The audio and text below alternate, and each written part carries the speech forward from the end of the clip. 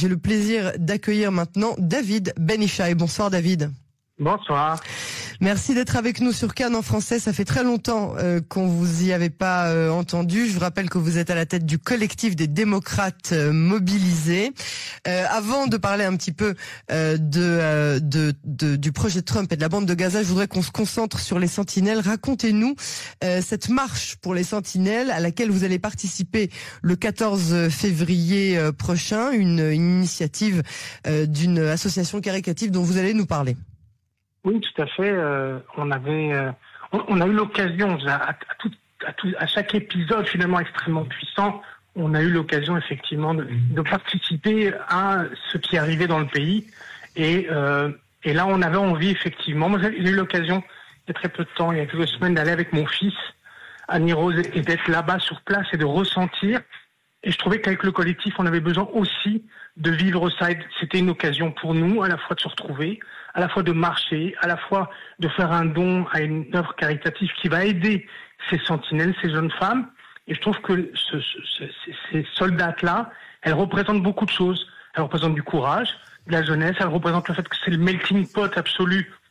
C'est vrai. C'est pas géographique, c'est des jeunes filles qui viennent de partout. Ça peut être ma fille, ça peut être la fille de chacun. Absolument. Donc je trouvais qu'autour de cette initiative, il y avait beaucoup de symboles qui étaient réunis. Et puis voilà, ça tombe aussi dans un moment où effectivement, nombre d'entre elles ont été libérées.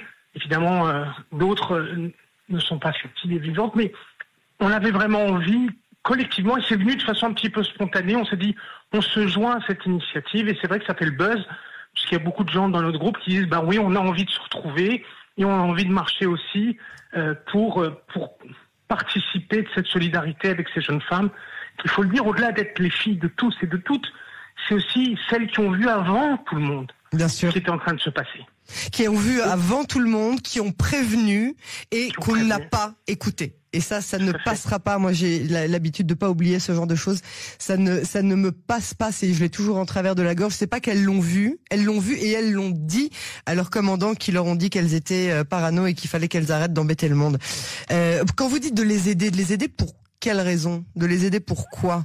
Parce que justement, enfin, c'est une offre caritative, donc il y a un achat d'un kit de base pour se balader, pour mettre un t-shirt, etc. Mais on l'achète un petit peu plus cher que ce que ça coûte. C'est juste pour aider, pour soutenir des familles, pour lancer des initiatives, pour aussi, je pense qu'il y a un projet de Ansara, je sais pas comment on dit ça, de la sculpture ou de souvenirs, oui. Voilà. Donc on avait effectivement voilà, c'est eux qui organisaient, donc on s'est joint à eux, et c'est une façon pour nous de participer, aussi qu'on marque notre présence et à la fois notre soutien à cette initiative. Alors juste pour les invités, les auditeurs de Cannes en français, le 14 février prochain, c'est pas compliqué, c'est le jour de la Saint-Valentin, et ça va se passer où et quand? Donc on descend, donc il y a un point de rassemblement dans un parking qui est à proximité de Niroz. Et il y a une marche qui dure environ 3-4 kilomètres, qui se termine au bout de 3 heures à peu près. Donc, vous voyez que c'est pas un effort, mais c'est juste, voilà. C'est symbolique, bien sûr. Passer ce moment, je peux vous dire, je l'ai fait dans un autre cadre tout à fait avec mon fils.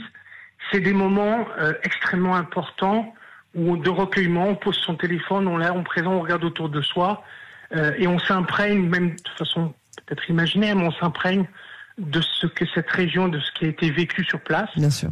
Donc, je crois que c'est important d'y être et de ressentir ce qu'ont vécu les gens le 7 octobre.